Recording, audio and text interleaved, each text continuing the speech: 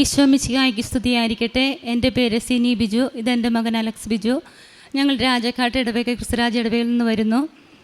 ഞാൻ ഈശോ നൽകിയ ഒരു വലിയ അനുഗ്രഹത്തിന് സാക്ഷ്യം പറയാനായിട്ടാണ് ഇവിടെ വന്നിരിക്കുന്നത്. എൻ്റെ മകന് 2023 നവംബർ 20 ഒരു വലിയ ആക്സിഡൻ്റ് ഉണ്ടായി. ആക്സിഡൻ്റ് സമയത്ത് അവിടെ തൊട്ടടുത്തുള്ള ആശുപത്രിയിൽ എത്തിക്കുകയും അവിടെ ബൈക്കിൻ്റെ പിന്നിൽ യാത്ര ചെയ്തപ്പോഴാണ് ആക്സിഡൻ്റ് ഉണ്ടായത്. അവൻ ബൈക്കിൽ നിന്ന് തെറിച്ചു പോയി ഒരു പോസ്റ്റിലിടിച്ചിട്ട് താഴത്തേക്ക് പോവുകയാണ് ചെയ്തത്. അതിനുശേഷം ആശുപത്രിയിൽ പെട്ടെന്ന് തന്നെ എത്തിച്ചു. അവിടെ ചെയ്ത ട്രീറ്റ്മെൻറ്റിൽ ഇവന് ഒത്തിരിയേറെ ക്രിട്ടിക്കലാണെന്നും ഇവന് പൾസ് പോയിക്കൊണ്ടിരിക്കും. മെയിൻ വാൽവ് കട്ടായി, രക്തക്കുഴൽ പൊട്ടി, സ്പൈനൽ കോഡിന് പൊട്ടലുണ്ടായി, ഇടതുവശത്തെ ചങ്കിന് പ്രശ്നങ്ങളുണ്ടായി. ഇങ്ങനെയുള്ള വളരെയേറെ ബുദ്ധിമുട്ടുകളായിരുന്നു ഇവന്. ജീവൻ തന്നെ ഇവന് തിരിച്ചു കിട്ടില്ല എന്നാണ് പറഞ്ഞത്. ആ സമയത്ത് ഞാൻ രാജക്കാട് ഇടവകയിൽ ധ്യാനം നടക്കുകയായിരുന്നു. ഞങ്ങൾ ധ്യാനത്തിൽ പങ്കെടുത്തുകൊണ്ടിരുന്ന സമയത്ത് കുർബാനയുടെ സമയത്താണ് എന്നെ വന്ന് വിളിച്ചത്. അപ്പോൾ ഞാൻ മാതാവേ, എൻ്റെ കുഞ്ഞിനെ ജീവൻ തിരിച്ചു തരണമേ എന്ന് പ്രാർത്ഥിച്ചു. ആ സമയത്ത് ആശുപത്രി വന്നപ്പോൾ എത്രയും പെട്ടെന്ന് 2 മണിക്കൂറിനുള്ളിൽ നിങ്ങൾ രാജഗിരിയിൽ എത്തിക്കുവാണെങ്കിൽ ഒരു പക്ഷേ ജീവൻ രക്ഷിക്കാൻ പറ്റുമായിരിക്കും എന്ന് പറഞ്ഞു. നിസ്സഹായാവസ്ഥയിലായിരുന്ന ഞാൻ, എൻ്റെ കൂടെ എൻ്റെ ഒരു മകളും കൂടി ഉണ്ടായിരുന്നു. ഞങ്ങൾ രണ്ടുപേരും എന്ത് ചെയ്യുന്നറിയാതെ നിൽക്കുന്ന സമയത്ത് ഞാൻ ഉടമ്പടി എടുത്തിട്ടുള്ള ആളായിരുന്നു. ഉടമ്പടിയിൽ ഉണ്ടല്ലോ എന്ന് ഞാൻ മനസ്സിൽ വിചാരിച്ച് ഞങ്ങൾ എത്രയും പെട്ടെന്ന് ലൈറ്റ് ആൻഡ് പ്രയർ റിക്വസ്റ്റ് ഇട്ടു. അതിനുശേഷം പല സ്ഥലത്തേക്ക് പ്രാർത്ഥന സഹായം ചോദിക്കുകയും ചെയ്തു. പോരുന്ന വഴിക്ക് ഇവൻ്റെ പൾസ് പിന്നെയും താണുകൊണ്ടിരുന്നു. 40, 35 എന്നൊക്കെയായി. ആ സമയത്ത് ഞങ്ങൾ കൃപാസന മാതാവിനോട് പ്രത്യക്ഷീകരണ പ്രാർത്ഥന ചൊല്ലിക്കൊണ്ടിരുന്നു. എത്ര പ്രാവശ്യം അത് ചൊല്ലിയെന്ന് എനിക്കറിയില്ല. രാജഗിരിയിൽ എത്തുന്നത് വരെ ഞങ്ങളത് ചൊല്ലിക്കൊണ്ടിരുന്നു. അതിനുശേഷം ഇവനെ വെൻറ്റിലേറ്ററിലേക്ക് കൊണ്ടുപോയി. അവിടെ അവരുടെ സ്കാനിങ് ഒക്കെ കഴിഞ്ഞപ്പോൾ പറഞ്ഞു എത്രയും പെട്ടെന്ന് മെയിൻ വാൽവ് കട്ടായത് ഓപ്പറേഷൻ ചെയ്ത് നമുക്ക് റെഡിയാക്കാം. രക്തക്കുഴൽ ഒട്ടിക്കുന്ന ശേഷം മാത്രമേ നമുക്കത് ചെയ്യാൻ പറ്റുള്ളൂ. അത് എത്രമാത്രം സക്സസ് ആകുമെന്ന് അറിയത്തില്ല എന്ന് പറഞ്ഞു. അതിനുശേഷം ഞങ്ങൾ വീണ്ടും പ്രാർത്ഥനയിലായിരുന്നു. ആ സമയത്ത് ഇവിടെ കൃപാസനത്തിലേക്ക് ഞങ്ങൾ പ്രാർത്ഥന സഹായം ചോദിച്ചിരുന്നു. അതിനുശേഷം ഇവൻ വെൻറ്റിലേറ്ററിലായിരുന്ന സമയത്ത് മുഴുവൻ ജപമാല ചൊല്ലി ഞങ്ങൾ പുറത്ത് കാത്തിരുന്നു. ഒരു 10 മണിക്കൂർ കഴിഞ്ഞ ശേഷം വെളുപ്പാർ സമയമായപ്പോൾ ഇവൻ്റെ ഓപ്പറേഷൻ 2 നടന്നു. ഇവനെ വെൻറ്റിലേറ്ററിൽ തന്നെ ആക്കി. ബോധം തെളിഞ്ഞിട്ടില്ലായിരുന്നു. ആ സമയത്ത് എൻ്റെ കയ്യിൽ ആ സമയത്ത് അന്നേരം കാശുരൂപം ഇല്ലായിരുന്നു. അപ്പോൾ നേരം വെളുത്തിട്ടും എല്ലാ ഡോക്ടർ പറഞ്ഞ സമയം കഴിഞ്ഞിട്ടും ബോധം തെളിഞ്ഞില്ല. ഞാൻ വീട്ടിലേക്ക് വിളിച്ചു പറഞ്ഞ ചേച്ചിയൊക്കെ വന്ന സമയത്ത് എൻ്റെ ഉടമ്പടി കാശുരൂപം എടുത്തുകൊണ്ട് വരാൻ പറഞ്ഞു. ആ സമയത്ത് ഉടമ്പടി കാശുരൂപം ഇവൻ കിടന്നിരുന്ന കട്ടിലിൻ്റെ സൈഡിൽ ഒരു പാത്രത്തിലിട്ട് വെൻറ്റിലേറ്ററിൻ്റെ അടുത്ത് വയ്ക്കാൻ സിസ്റ്ററിനോട് പറഞ്ഞു. അവരത് ഏറ്റവും സ്നേഹത്തോടുകൂടി ചെയ്യുകയും അതിനുശേഷം ഇവന് ബോധം തെളിഞ്ഞു. ബോധം തെളിഞ്ഞ ശേഷം ഇവൻ തന്നെ ഉടമ്പടി കാശുരൂപം ചോദിച്ചു വാങ്ങിച്ചു. ഇവൻ്റെ കയ്യിൽ തരാൻ പറഞ്ഞു. അത് കഴിഞ്ഞ് ഞങ്ങൾ ഇവനെ കൊണ്ട് 5 ദിവസം വെൻറ്റിലേറ്റർ പിന്നെയും കിടന്നു. ഇവന് CT സ്കാനും MRI ഒക്കെ പിന്നെയും എടുക്കേണ്ടി വന്നു. അത് ഇതിലും കൂടുതൽ എന്തെങ്കിലും ഓപ്പറേഷൻ ആവശ്യമാണോ എന്നറിയാൻ വേണ്ടിയായിരുന്നു അത് ചെയ്തത്.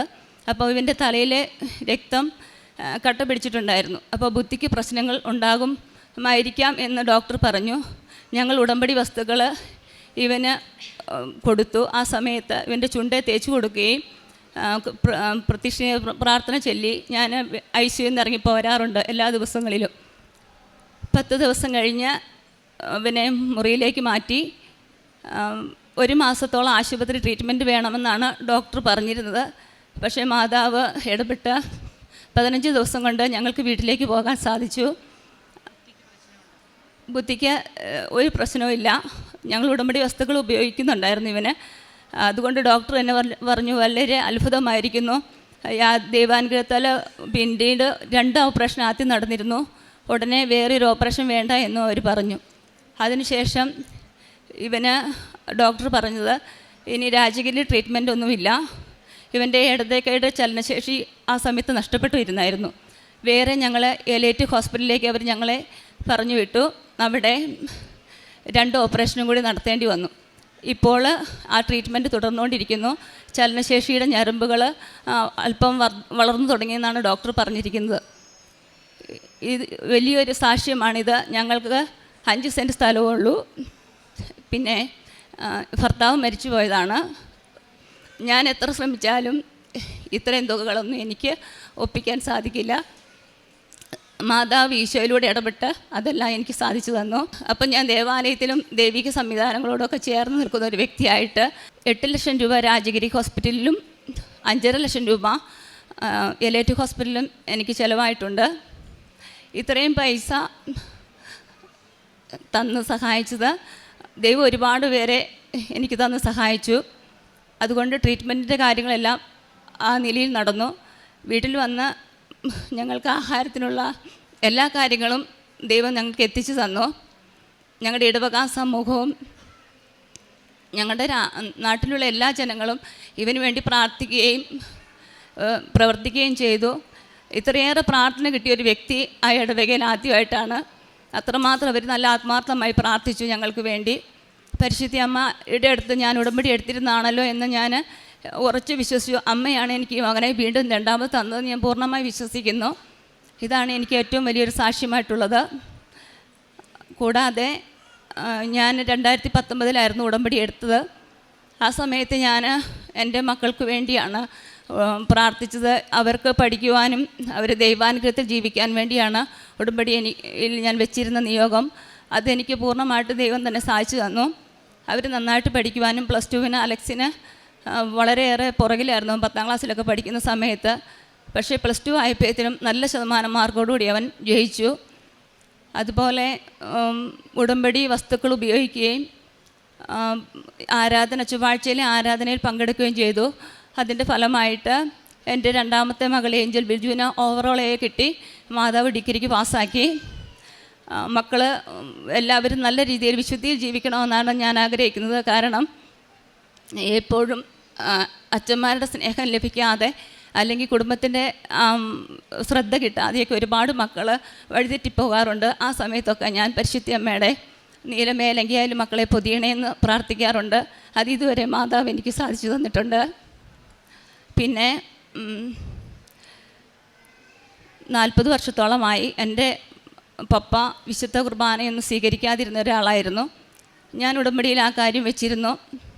ആ ഉടമ്പടിയിൽ വെച്ചതിൻ്റെ ഫലമായിട്ട് മാതാവ് ഈശോയിലൂടെ ഇടപെട്ട് പപ്പയ്ക്ക് മാനസാന്തരം കൊടുക്കുകയും ദേവാലയ സംവിധാനങ്ങളോട് ചേർന്ന് നിൽക്കാൻ ശ്രമിക്കുകയും ചെയ്തു. കൂടാതെ എനിക്കൊരു കൊച്ചുങ്ങൾക്ക് വേണ്ടി ഒരു ലോണിൻ്റെ ആവശ്യമുണ്ടായിരുന്നു. ആ സമയത്ത് ഞങ്ങൾ ഒരുപാട് പ്രാവശ്യം ഈ ലോണിന് വേണ്ടി ചെന്നതായിരുന്നു. കാരണം ഞങ്ങൾക്ക് കിട്ടിയ സ്ഥലം ബഫർ സോണിൽ പെട്ടുപോയൊരു സ്ഥലമായിരുന്നു. അതുകൊണ്ട് ലോൺ ഒരിക്കലും തരില്ല എന്നാണ് ബാങ്കുകാർ പറഞ്ഞത്. അത് ഞാൻ ഉടമ്പടിയിൽ വെച്ചിരുന്നു. പഠിക്കുന്ന സമയത്ത് 8 മാസം കൊണ്ട് ആ ലോൺ എനിക്ക് പാസ്സാക്കി കിട്ടി. 2 ലക്ഷം രൂപയാണ് എനിക്ക് ലോൺ കിട്ടിയത്. ഇത്രയും അനുഗ്രഹമാണ് എനിക്ക് മാതാവ് നൽകിയത്. മാതാവിലൂടെ ഈശോ എനിക്ക് നൽകിയ എല്ലാ അനുഗ്രഹങ്ങൾക്കും നന്ദി പറയുന്നു. നിയമാവർത്തന പുസ്തകം 32:39 തിരുവചനം അരുളി ചെയ്യുന്നു, ഇതാ ഞാനാണ്, ഞാൻ മാത്രമാണ് ദൈവം, ഞാനല്ലാതെ വേറെ ദൈവമില്ല. കൊല്ലുന്നതും ജീവിപ്പിക്കുന്നതും ഞാൻ, മുറിവേൽപ്പിക്കുന്നതും സുഖപ്പെടുത്തുന്നതും ഞാൻ തന്നെ. തൻ്റെ മകൻ്റെ ജീവൻ തിരിച്ചു കിട്ടിയത് 2 മണിക്കൂർ സമയമാണ് വൈദ്യശാസ്ത്രം പറഞ്ഞത്.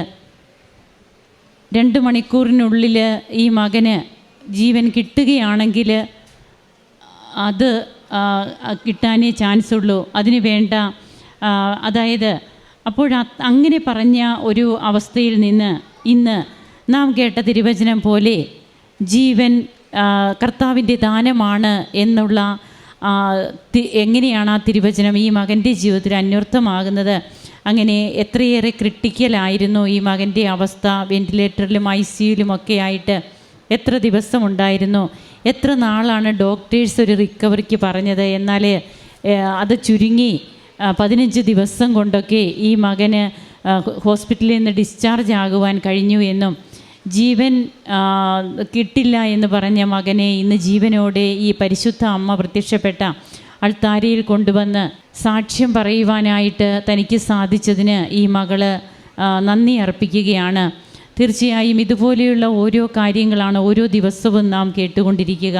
അങ്ങനെ തൻ്റെ മക്കൾ ഇന്ന് വിശുദ്ധിയോടെ ജീവിക്കുവാനും ആത്മീയമായിട്ട് തൻ്റെ കുടുംബം എങ്ങനെ ഈശോയോട് കൂടുതൽ ചേർന്ന് നിൽക്കുവാനുമൊക്കെ ഉടമ്പടി വഴി തങ്ങൾക്ക് കഴിഞ്ഞു. അനക്കമില്ലാതെ ബോധമില്ലാതെ കിടന്ന മകൻ്റെ അടുത്ത് ഉടമ്പടി കാശുരൂപം വെച്ച് പ്രാർത്ഥിച്ച് കഴിയുമ്പോൾ ആ മകന് ബോധം വീണ്ടും കിട്ടുന്നതും അതുപോലെ അവൻ്റെ ഓരോ അവസ്ഥകളിലും ഉടമ്പടി നേർച്ച വസ്തുക്കൾ എങ്ങനെയാണ് ആ മകനെ കൂടുതൽ ജീവനിലേക്ക് തിരിച്ചു കൊണ്ടുവരുവാൻ സഹായമായി വർത്തിക്കുന്നത്. തൻ്റെ മാതാപിതാക്കൾ എത്ര വർഷമായിട്ട് മാതാപിതാക്കൾക്ക് കൂദാശ ജീവിതമില്ലായിരുന്നു, എന്നാൽ അതുമൊക്കെ ഉടമ്പടിയുടെ ഒരു നിയോഗമായിട്ട് വയ്ക്കുമ്പോൾ എങ്ങനെയാണ് അതിന് അവർക്ക് ഏറ്റവും നല്ല രീതിയിലുള്ള കൂദാശ ജീവിതം നയിക്കുവാനായിട്ട് പിന്നീട് മാനസാന്തരത്തിലേക്കൊക്കെ വരുവാൻ കഴിഞ്ഞത്. ലോണിന് ബഫർ സോണിൽപ്പെട്ട ഒരു ഭൂമി അതൊരിക്കലും ലോൺ ലഭിക്കില്ല എന്നുള്ള അവസ്ഥയിലായിരുന്നതും ഉടമ്പടി എടുത്തതിന് ശേഷം തങ്ങൾക്ക് എങ്ങനെയാണ് ലഭിക്കില്ല എന്ന് പറഞ്ഞ ആ ഭൂമി തന്നെ തങ്ങൾക്ക് ലോണിന് അപ്ലൈ ചെയ്യുവാനും ലോൺ ലഭിക്കുവാനും ഇടയായി. വളരെ ഭീമമായ ഒരു തുക തൻ്റെ മകൻ്റെ ആവശ്യത്തിന് വേണ്ടിയിട്ട് 2 ഹോസ്പിറ്റലിൽ കൊടുക്കേണ്ടി വന്നതൊക്കെ തങ്ങൾക്ക് യാതൊരു നിവൃത്തിയുമില്ലാത്ത സാഹചര്യത്തിൽ എങ്ങനെയാണ് പരിശുദ്ധ അമ്മ വ്യക്തികളെ തങ്ങൾക്ക് വേണ്ടി ഒരുക്കിയത്. ആ ഒരു തങ്ങളുടെ ഇടവക മുഴുവൻ തങ്ങൾക്ക് എങ്ങനെ സഹായമായി മാറി. എല്ലാറ്റിനും ഈ കുടുംബം നന്ദി പറയുമ്പോൾ ഇന്ന് ഉടമ്പടിയിലൂടെ തങ്ങൾക്ക് ലഭിച്ച തൻ്റെ മകന് ലഭിച്ച പുനർജീവിതത്തിന് നന്ദി പറയുമ്പോൾ നമുക്കും കരങ്ങളടിച്ച് ഈശോയ്ക്കും അമ്മയ്ക്കും നന്ദി പറയാം. യേശുവേ നന്ദി, യേശുവേ സ്തുതി, യേശുവേ ആരാധന. അത്യപൂർവ ദൈവാനുഭവങ്ങൾ ഇനി നിങ്ങൾക്കും സ്വന്തം. ഈ യൂട്യൂബ് ചാനൽ ഇതുവരെ സബ്സ്ക്രൈബ് ചെയ്തിട്ടില്ലെങ്കിൽ ഇപ്പോൾ തന്നെ സബ്സ്ക്രൈബ് ചെയ്യുക. ഈ വീഡിയോ ഇപ്പോൾ തന്നെ നിങ്ങളുടെ സുഹൃത്തുക്കൾക്ക് ഷെയർ ചെയ്തുകൊണ്ട് കർത്താവിൻ്റെ പ്രേക്ഷിതരാകുക.